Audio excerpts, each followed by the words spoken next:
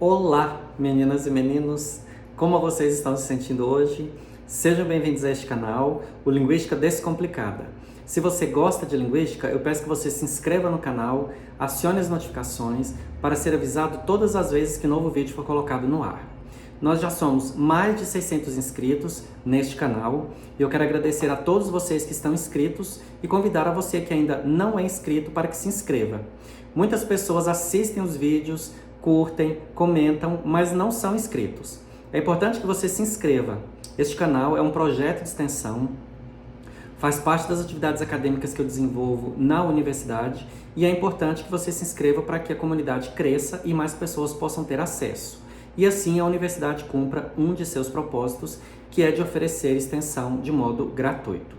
Nós estamos falando sobre fonética e nessa parte inicial eu estou fazendo um percurso histórico sobre a fonética.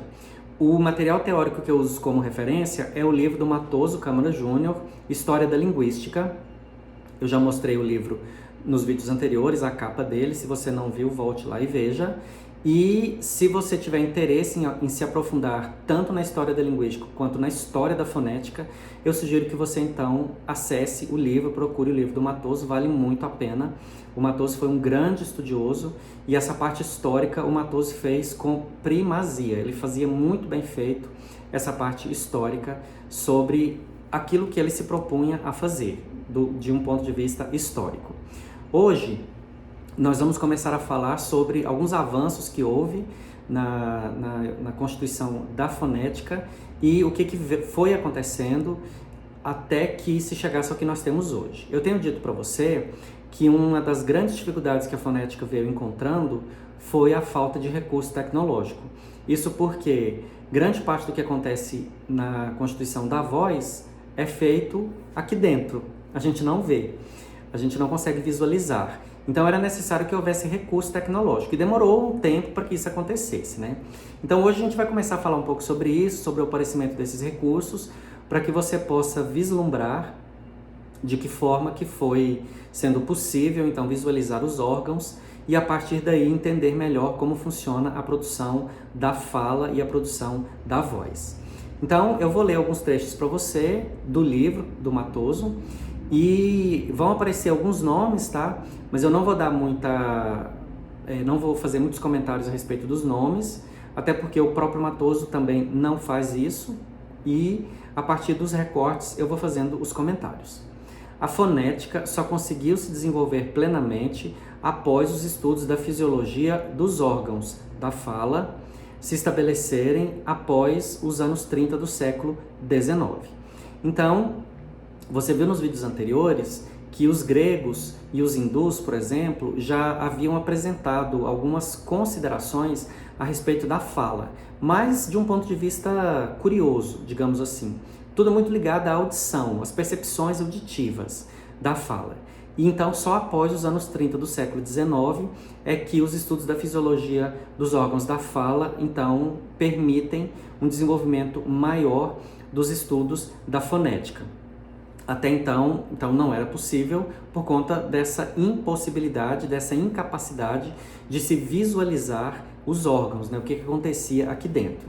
Na década de 40, Liscovius publicou o livro Fisiologia da Voz Humana. Então, com a publicação deste livro, do Liscovius, já foi possível, então, entender um pouco mais a respeito do que acontecia aqui dentro e, a partir disso, poder vislumbrar como que se processava esse mecanismo de articulação que produzia a voz, né? Helmholtz estudou a produção e a natureza das vogais. Eu já fiz alguns comentários com você a respeito das vogais. As vogais, do ponto de vista articulatório, elas são mais simples, mas isso não quer dizer que elas são simplistas, tá? Tanto vogais, quanto consoantes, quanto glides, são sons que têm a sua complexidade do ponto de vista articulatório. A questão é que na articulação das vogais existem menos barreiras, e essa quantidade menor de barreiras faz com que, do ponto de vista articulatório, elas sejam mais simples, mas isso não quer dizer que elas sejam simplistas, tá? O processo de produção da voz é todo muito complexo. No vídeo anterior eu comentei com você a respeito do papel do cérebro, da participação do cérebro nessa questão da articulação, da fala, da voz e da fala. Então é tudo muito complexo. Mas, como as vogais têm menos interferência, essa questão da interferência vai ficar mais clara para você à medida que o tempo for passando, tá? Como as vogais têm menos interferência, a gente diz que elas são menos complexas do ponto de vista articulatório. Então, o Helmholtz, ele estudou a produção e a natureza das vogais. Mostrou que resultam da ressonância do ar impulsionado dos pulmões dentro da cavidade bucal e demonstrou que qualquer modificação na forma da cavidade bucal ou a adição de uma ressonância nasal determina uma qualidade distinta ao som vocálico. Basicamente, na produção, na articulação de um som vocálico, ocorrem manifestações da língua membro, tá? Não da língua idioma, dos lábios e da mandíbula. Então, basicamente, essas três partes fisiológicas é que se articulam, que trabalham e que vão produzir essas modificações na constituição sonora dos sons vocálicos. Agora, o que o Helmholtz percebeu? Ele percebeu que havia algum tipo de interferência nasal e com isso foi bastante significativo. Essa contribuição do Helmholtz foi bastante significativa porque pela primeira vez alguém trouxe à tona a consideração de que existem sons vocálicos orais e existem sons vocálicos nasalizados. E com o avanço dos estudos, já depois, com a fonologia, a gente percebeu sim que realmente existem os sons vocálicos orais e os sons vocálicos nasalizados. Quando se chegou às consoantes, percebeu-se também a existência dos sons consonantais nasais. Então, se a gente for categorizar todos os sons, tanto os vocálicos quanto os consonantais, a gente pode dizer que existem, tanto vocálicos quanto consonantais, sons que são orais, nasais e nasalizados. As vogais, elas podem ser orais e nasalizadas. Então, por exemplo, A, E, I, O, U são sons vocálicos orais. E aí eles podem ser abertos ou fechados, por exemplo. E An, En, In, On, são sons vocálicos que são nasalizados. O que significa um som nasalizado? Ele tem participação, digamos assim, tanto da cavidade bucal quanto da cavidade nasal. Quando nós chegarmos na parte mais articulatória, isso vai ficar mais significativo para você, porque daí eu vou poder esclarecer de uma forma mais didática e mais concreta o que significa isso, o que significa dizer que ocorre participação tanto da cavidade bucal quanto da cavidade nasal. Mas essa contribuição do Helmholtz foi muito significativa. Essa afirmação dele de que existem sons vocálicos que são orais, que tem uma produção que é totalmente oral, que é em que o ar sai totalmente pela boca, e existem sons vocálicos que são nasalizados, ou seja, tem uma participação da cavidade nasal, sendo que parte do som vai sair pela boca e parte do som vai sair pela cavidade nasal. Então, os sons vocálicos nasalizados têm a saída do ar por ambas as cavidades, tanto a cavidade oral quanto a cavidade nasal. Bom, na sequência disso que o Helmholtz trouxe, Kizermak demonstrou o papel importante das cordas vocais na produção da voz humana e a importância do movimento do véu palatino para a nasalização. Se você perguntar assim para mim, o que produz a voz humana, qual é a parte fisiológica que produz a voz, a resposta é as cordas vocais ou as pregas vocais.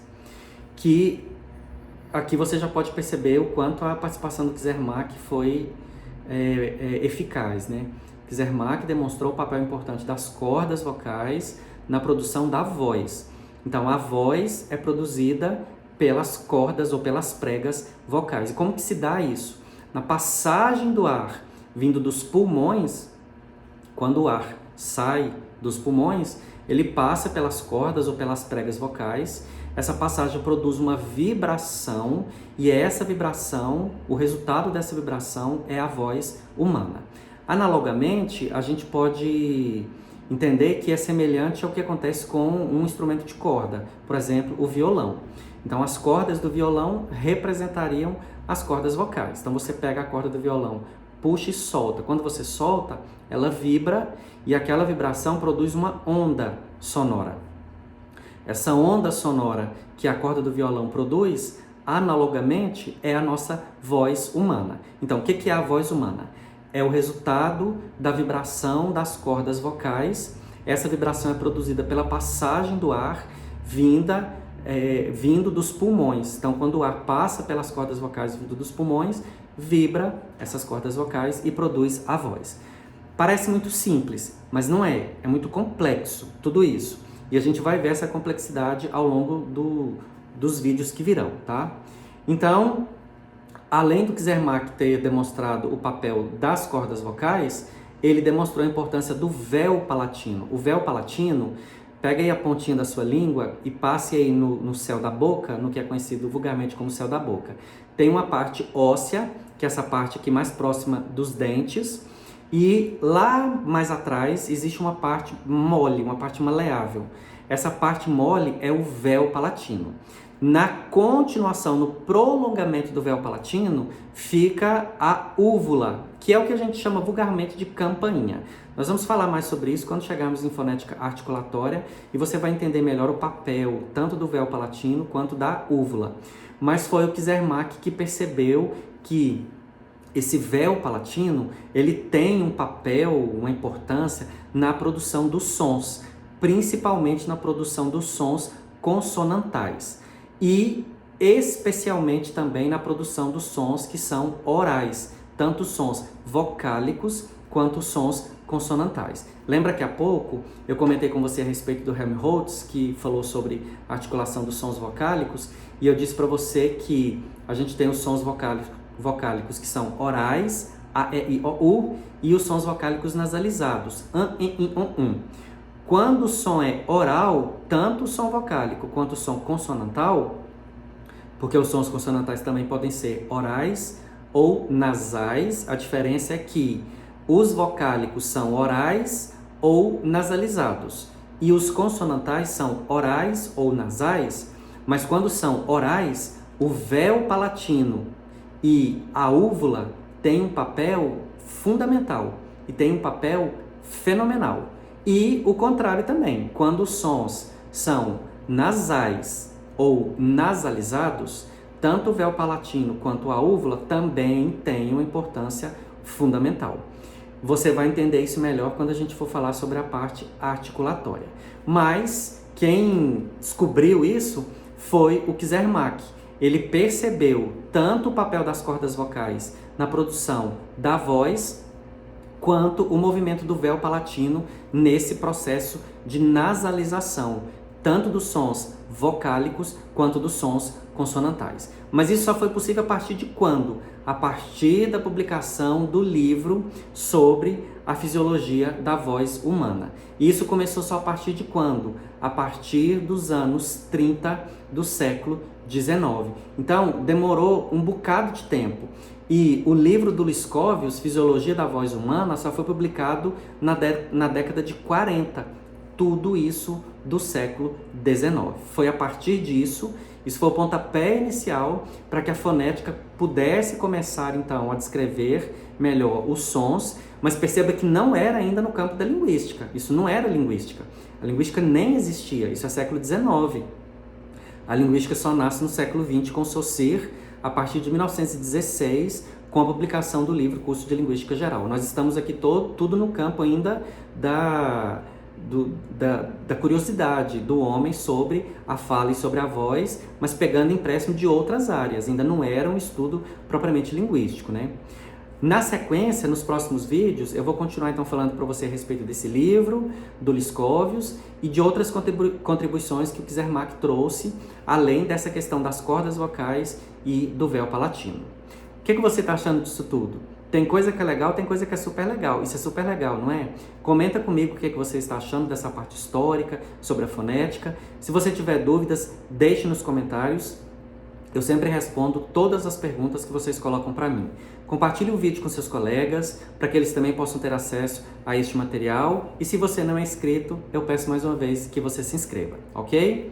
Fique bem, se cuide, se ame, seja uma pessoa melhor. lembre-se de que nada é fixo ou permanente. Saúde e paz para você e até o próximo vídeo.